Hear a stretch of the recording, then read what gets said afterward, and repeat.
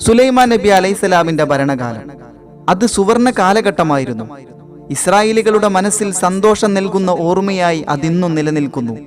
ഭൂലോക ചക്രവർത്തി, ആ ചക്രവർത്തി ഒരു പ്രവാചകനായി തീരുക, സത്യവും നീതിയും നടപ്പാക്കുന്ന നബിയും രാജാവും ഒരാൾ തന്നെ. പ്രജകൾക്ക് ഇതിൽ പരം ഒരു സൗഭാഗ്യം വരാനുണ്ടോ? പക്ഷികളും മൃഗങ്ങളും പ്രവാചകനോട് സംസാരിക്കുക, ഉറുമ്പുകളുടെ പോലും സംഭാഷണം ശ്രദ്ധിക്കുക, മത്സ്യങ്ങളോട് വർത്തമാനം പറയുക. അത്തരത്തിലുള്ള ആളായിരുന്നു സുലൈമാൻ നബി അലൈഹിസ്സലാം. മുതിർന്ന ആളുകൾ ഇളം തലമുറകൾക്ക് കഥ പറഞ്ഞു കൊടുക്കുന്നു, ഭൂലോക ചക്രവർത്തിയുടെ കഥകൾ. കുട്ടികൾ അത്ഭുത കഥകൾ കേട്ട് അന്തം വിട്ട് നിന്നുപോയി. സുവർണ കാലഘട്ടത്തിന്റെ ഓർമ്മകൾ അയവിറക്കുന്ന സമൂഹം. ആ സമൂഹത്തെ ഇന്ന് ഭരിക്കുന്നത് ഒരു രാജാവാണ്. അദ്ദേഹത്തിന്റെ പേര് ഫിസ്കിയ എന്നാണ്.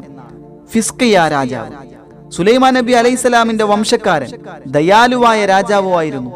ജനങ്ങളെ സ്നേഹിക്കുന്ന നല്ല മനസ്സുള്ള രാജാവ്. ആരോടും ക്രൂരത കാണിക്കാറില്ല. പ്രജകളിൽ പലരും പരുക്കൻ സ്വഭാവക്കാരാണ്. എങ്കിലും രാജാവ് അവരെ വെറുത്തില്ല. അവർക്കെതിരെ ക്രൂര നടപടികൾ സ്വീകരിച്ചില്ല. അവരോടും കരുണ കാണിച്ച രാജാവ്. അക്കാലത്ത് അവരിലേക്ക് നിയോഗിക്കപ്പെട്ട നബിയുടെ പേര് പറയാം. നമ്മുടെ കഥാപുരുഷൻ അതാണ്, യഹ്യാഹ് നബി അലൈഹിസ്സലാം. സമൂഹത്തിലെ പൗരപ്രമുഖനാണ് അമീസ. അദ്ദേഹത്തിന്റെ പുത്രനാണ് യഹ്യാഹ് നബി അലൈഹിസ്സലാം. യഹ്യാഹ് എന്ന പേര് ചില രേഖകളിൽ കാണുന്നുണ്ട്.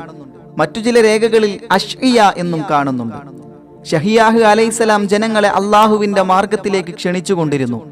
ദുനിയാവിന്റെ പ്രലോഭനങ്ങളിൽ മയങ്ങിപ്പോയ സമൂഹം, വഴികേടിലേക്ക് വിളിക്കുന്ന പിശാജ് അവർക്കൊപ്പമുണ്ടായിരുന്നു. പിശാജിനോട് ചേർന്ന് നിൽക്കാനായിരുന്നു സമൂഹത്തിന് ആഗ്രഹം. തൗഹീദിലേക്കുള്ള ക്ഷണം സ്വീകരിക്കാൻ അവർ മടിച്ചു നിന്നു. തന്റെ ദൗത്യം തുടരാൻ പ്രവാചകന് വളരെയേറെ സാഹസപ്പെടേണ്ടി വന്നു. കഴിഞ്ഞകാല പ്രവാചകന്മാരെ കുറിച്ചെല്ലാം യഹ്യാഹ് നബി അലൈഹിസ്സലാം വിശദമായി പറയുന്നുണ്ട്. കഥ കേൾക്കുന്ന കുട്ടികളുടെ ആകാംക്ഷയോടെ പലരും അത് കേൾക്കുന്നുണ്ട്, വിസ്മയം പ്രകടിപ്പിക്കുന്നുമുണ്ട്. നബിമാരെ പിൻപറ്റിയവർക്ക് കിട്ടിയ പദവികൾ, നബിമാരെ തള്ളിപ്പറയുകയും ഉപദ്രവിക്കുകയും ചെയ്തവർക്ക് കിട്ടിയ വേദനാജനകമായ ശിക്ഷകൾ എല്ലാം വിവരിച്ചു പറഞ്ഞു. വരാനിരിക്കുന്ന നബിമാരെ കുറിച്ച് പോലും സന്തോഷ വാർത്ത അറിയിച്ചിരുന്നു ആ സമൂഹത്തിനോട് യഹ്യാഹ് നബി അലൈഹിസ്സലാം. ഇസ്രായേലി സമൂഹത്തിലെ അവസാനത്തെ പ്രവാചകനാണ് ഈസ അലൈഹിസ്സലാം. ഈസാ നബി അലൈഹിസ്സലാമിന്റെ ജീവിതത്തെ കുറിച്ചുള്ള സംക്ഷിപ്ത വിവരണം അവർക്ക് നൽകി. ആകാശത്തിലേക്ക് ഉയർത്തപ്പെടും, അന്ത്യനാളിനോടനുബന്ധിച്ച് ഇറങ്ങിവരും. മനുഷ്യവർഗത്തിന്റെ വിമോചകനായി അല്ലാഹു തആല നിയോഗിക്കുന്ന അവസാനത്തെ പ്രവാചകനാണ് മുഹമ്മദ് മുസ്തഫ സല്ലല്ലാഹു അലൈഹി വസല്ലമ തങ്ങൾ. അതിനുശേഷം നബിയില്ല, പ്രവാചകന്മാരില്ലാത്ത കാലം വരും. അള്ളാഹുവിനെ അറിഞ്ഞ ആരിഫീങ്ങൾ, മഹാന്മാരായ ഔലിയാക്കൾ, അവരാണ് അക്കാലത്തെ ദീനിനെ സംരക്ഷിക്കുക. യഹ്യാഹ് നബി അലൈഹിസ്സലാമിന്റെ വാക്കുകൾ ഫിസ്കിയ രാജാവിനെ വല്ലാതെ ആകർഷിച്ചു. രാജാവ് പ്രവാചക വചനങ്ങളെല്ലാം വിശ്വസിച്ചു. നബി സംസാരിക്കാൻ തുടങ്ങിയാൽ രാജാവ് ശ്രദ്ധയോടെ കേട്ടിരിക്കും.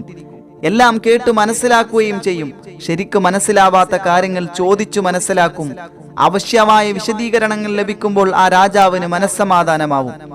രാജാവിന്റെ ജീവിതത്തിൽ ഏറ്റവും കൂടുതൽ സ്വാധീനം ചെലുത്തിയ വ്യക്തി അത് യഹ്യാഹ് നബി അലൈഹിസ്സലാം തന്നെയാണ്. രാജാവിന്റെ സുപ്രധാനമായ ചില കാര്യങ്ങൾക്കു വേണ്ടി യഹ്യാഹ് നബി അലൈഹിസ്സലാം അള്ളാഹുവിനോട് പ്രാർത്ഥിച്ചു.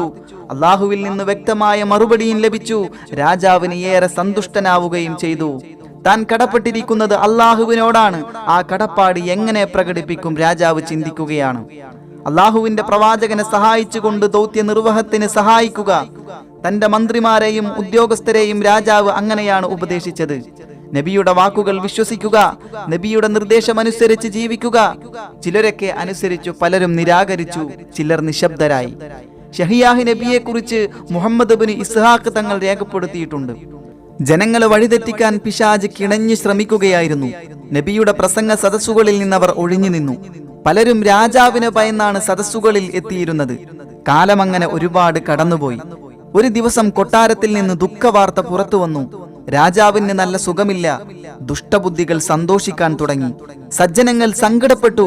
സൽഭരണം കാഴ്ചവെച്ച രാജാവാണ്, ജനങ്ങളെ കളങ്കമില്ലാതെ സ്നേഹിച്ച ഭരണാധികാരി.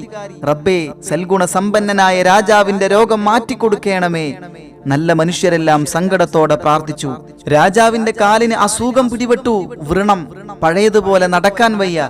രാജകൽപ്പനകൾ അനുസരിക്കാൻ ചിലർ വിമുഖത കാണിച്ചു. അവർ താന്തോന്നികളായി ജീവിച്ചു. ഒരു വിഭാഗം നാട്ടിൽ കുഴപ്പങ്ങൾ ഉണ്ടാക്കാൻ തുടങ്ങി. കൊള്ളയും പിടിച്ചുപറിയും വർദ്ധിക്കുകയാണ്. പല വിധത്തിലുള്ള പീഡനങ്ങൾ നടമാടി. രാജാവ് രോഗിയായി ദുർബലനായി. നാട്ടിൽ അരക്ഷിതാവസ്ഥയായി. കുഴപ്പക്കാരുടെ കൂട്ടങ്ങൾ നാട് നിയന്ത്രിക്കുകയാണ്. ഷഹിയാഹ് നബിയുടെ ഉപദേശങ്ങൾ അവർ തള്ളിക്കളഞ്ഞു. നബിയെ ഭീഷണിപ്പെടുത്താൻ പോലും തുടങ്ങി. ഒരു ജനത പരീക്ഷണങ്ങൾക്ക് വിധേയരാവാൻ പോവുകയാണ്. പിശാചിന്റെ നിയന്ത്രണത്തിൽപ്പെട്ട ജനത ശിക്ഷ ഏറ്റുവാങ്ങേണ്ടി വരും. ചരിത്രം അതാണ് ഓർമ്മപ്പെടുത്തുന്നത്. ആ ഓർമ്മപ്പെടുത്തലുകൾ ശ്രദ്ധിക്കാൻ വഴിപിടച്ചവരെ പിശാച് അനുവദിക്കില്ല. ബാബൽ എന്ന സമ്പന്നമായ രാജ്യം, മുഴുവൻ പേര് ബാബിലോണിയ. ആ രാജ്യം ഭരിക്കുന്ന ശക്തനായ രാജാവ് സൻഹാരിബ്. ചില രേഖകളിൽ ഇങ്ങനെയാണ് പറയുന്നത്: ക്രൂരനായ രാജാവായിരുന്നു. പിശാച് അയാളുടെ മനസ്സിൽ ദുഷ്ടചിന്തകൾ ഇട്ടുകൊടുക്കുകയാണ്. വൻ സൈന്യവുമായി ഫലസ്തീനിലേക്ക് പോവുക, ഇസ്രായേലരുടെ ആരാധനാലയമായ ബൈത്തുൽ മുഖദ്ദസ് തകർക്കുക, എതിർക്കാൻ വരുന്നവരെയെല്ലാം കൊന്നൊടുക്കുക. മുഹമ്മദ് ബിൻ ഇസ്ഹാഖ് തങ്ങൾ റിപ്പോർട്ട് ചെയ്യുന്നത് ഇപ്രകാരമാണ്: 6 ലക്ഷം പട്ടാളക്കാരുമായി സൻഹാരിബ് ഫലസ്തീനിലേക്ക് പുറപ്പെട്ടു. ഫലസ്തീനിലെ അവസ്ഥ ഉത്കണ്ഠാജനകമാണ്. രാജാവ് രോഗബാധിതനായി കിടക്കുന്നു. ജനങ്ങൾ സകല തോന്നിവാസങ്ങളും കാണിക്കുന്നു. ഷഹിയാഹ് നബി അലൈഹിസ്സലാം അവരെ കാര്യങ്ങൾ പറഞ്ഞു മനസ്സിലാക്കാൻ പാടുപെടുന്നു. ബാബിലോണിയൻ സൈന്യം പുറപ്പെട്ടു കഴിഞ്ഞു. അവർ നിങ്ങളെ കൊന്നൊടുക്കും. അതിനു മുമ്പ് നിങ്ങൾ പശ്ചാത്തപിച്ചു മടങ്ങുക. ചെയ്തുപോയ തെറ്റുകൾക്ക് അള്ളാഹുവിനോട് തൗബ ചെയ്യുക. അവൻ പൊറുത്തു തരും, തീർച്ചയാണ്. നിങ്ങളെ അവൻ സഹായിക്കും. ഒരു കാര്യം ഓർത്തുകൊള്ളുക, അള്ളാഹു അല്ലാതെ നിങ്ങൾക്കൊരു സഹായിയില്ല. അവന്റെ സഹായം നിങ്ങൾ തേടിക്കൊള്ളുക. നബി ഉത്കണ്ഠയോടെ ഉപദേശം തുടർന്നു. ആര് കേൾക്കാൻ? അവർ നീചവൃത്തികൾ തുടരുകയാണ്. ആ ജനതയ്ക്കു വേണ്ടി നബി പ്രാർത്ഥിക്കുന്നു. രോഗിയായ രാജാവും പ്രാർത്ഥിക്കുന്നു. പ്രാർത്ഥന ഫലിക്കുമോ? ജനങ്ങൾ ദുഷിച്ച വഴിയിൽ നിന്ന് മടങ്ങി ചെയ്തില്ല, അള്ളാഹുവിനോട് പ്രാർത്ഥിച്ചില്ല. വല്ലാത്തൊരു സന്നിഗ്ധ ഘട്ടം. ഈ ഘട്ടത്തിൽ അള്ളാഹു എന്ത് നിലപാട് സ്വീകരിക്കും? അതറിയാതെ നബിയും രാജാവും ഉത്കണ്ഠാകുലരായി ദിവസങ്ങൾ തള്ളി നീക്കുകയാണ്. അവശനായ രാജാവിനെ സന്ദർശിക്കാൻ ഷഹിയാഹ് നബി അലൈഹിസ്സലാം കൊട്ടാരത്തിലെത്തി. സുഖവിവരങ്ങൾ അന്വേഷിച്ചു. ആരോഗ്യനിലയിൽ മാറ്റമൊന്നുമില്ല. രാജാവ് വലിയ ഉത്കണ്ഠയോടെ ഇങ്ങനെ ചോദിച്ചു: അള്ളാഹുവിന്റെ നബിയെ, ബൈത്തുൽ മുഖദ്ദസ് തകർക്കാൻ തുനിഞ്ഞിറങ്ങിയ ക്രൂരനായ സൻഹാരിബ് രാജാവിന്റെ കാര്യങ്ങൾ അങ്ങേക്ക് ദിവ്യ സന്ദേശം അഥവാ വഹീ വല്ലതും വന്നിട്ടുണ്ടോ? അക്കാര്യത്തിൽ ദിവ്യ സന്ദേശം വന്നിട്ടില്ല. നബി ശാന്തമായ മറുപടി പറഞ്ഞു. രാജാവിന്റെ കണ്ണുകൾ നിറഞ്ഞൊഴുകി. സങ്കടത്തോടെ അദ്ദേഹം പ്രാർത്ഥിച്ചു: സർവശക്തനായ അള്ളാഹുവേ, നിന്റെ പരിശുദ്ധ ഭവനമാണ് ബൈത്തുൽ മുഖദ്ദസ്. അത് നശിപ്പിക്കാൻ വേണ്ടിയാണ് സൻഹാരിബ് രാജാവും സൈന്യവും എത്തിയിരിക്കുന്നത്. അവരോട് യുദ്ധം ചെയ്യാൻ ഇന്നത്തെ അവസ്ഥയിൽ എനിക്ക് കഴിയില്ല. ഞാൻ രോഗിയാണ്, അവശനാണ്. എന്റെ റബ്ബേ, ഞാൻ കൽപ്പിച്ചാൽ ജനങ്ങൾ അനുസരിക്കില്ല. എന്റെ വാക്കുകൾക്ക് വില കൽപ്പിക്കുന്നില്ല. നിന്റെ പരിശുദ്ധനായ പ്രവാചകനെയും അവർ തള്ളിപ്പറയുന്നു. അവർ തികഞ്ഞ ധിക്കാരികളായിരിക്കുന്നു. നിന്റെ പ്രവാചകനിൽ വിശ്വസിച്ചവർ വളരെ കുറച്ചുപേർ മാത്രമാണ്. അല്ലാഹുവേ, നീ സർവശക്തനാണ്. നിന്റെ പരിശുദ്ധ ഭവനമായ ബൈത്തുൽ മുഖദ്ദസിനെ സംരക്ഷിക്കാൻ നിനക്കൊരു പ്രയാസവുമില്ല. നിന്റെ പരിശുദ്ധ ഭവനത്തെ നീ തന്നെ രക്ഷിക്കണമേ. എന്റെ ജനതയെ നീ സന്മാർഗത്തിലാക്കണമേ. അവശനായ ഒരു രാജാവിന്റെ കണ്ണീരിൽ കുതിർന്ന പ്രാർത്ഥനയാണിത്. അല്ലാഹുവേ, നീ ദയാലുവാണ്. നീ ഈ പ്രാർത്ഥന സ്വീകരിക്കണമേ. ആമീൻ ആമീൻ യാ റബ്ബൽ ആലമീൻ. അല്ലാഹുവിൽ നിന്ന് ഷഹിയാഹ് നബി അലൈഹിസ്സലാമിന് ദിവ്യ സന്ദേശം വന്നു. അതിപ്രകാരമാണ്: രാജാവിന്റെ അന്ത്യം അടുത്തിരിക്കുന്നു. നാട് ഭരിക്കാൻ ഒരു പ്രതിനിധിയെ നിയോഗിക്കാൻ അദ്ദേഹത്തോട് ആവശ്യപ്പെടുക.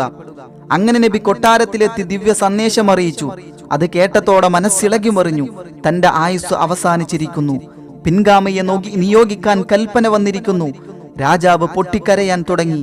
അദ്ദേഹം കിബിലയ്ക്ക് നേരെ തിരിഞ്ഞു നിസ്കരിച്ച് തസ്ബീഹ് ചൊല്ലി ദുആയിരുന്നു. അപ്പോഴൊക്കെ കരയുകയായിരുന്നു: അല്ലാഹുവേ, യാ റബ്ബൽ അർബാബ്, യാ റഹ്മാൻ, യാ റഹീം, യാ മൻ ലാ തഅഖുദുഹു സിനത്തും വലാ നൗം.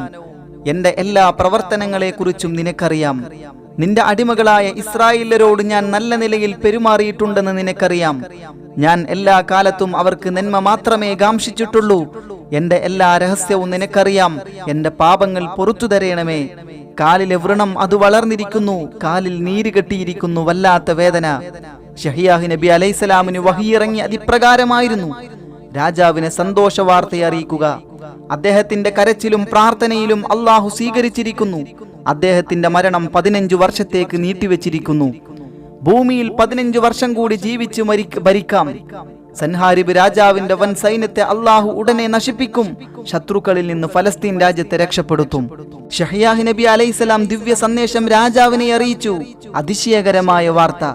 മനസ്സിൽ നിറഞ്ഞു നിന്നിരുന്ന ദുഃഖവും ബേജാറും ഒഴുകിപ്പോയി. പകരം സന്തോഷം നിറഞ്ഞു. സന്തോഷം കൊണ്ട് കരഞ്ഞുപോയി. എങ്ങനെ നന്ദി പറയും? അതിന് വാക്കുകളില്ല.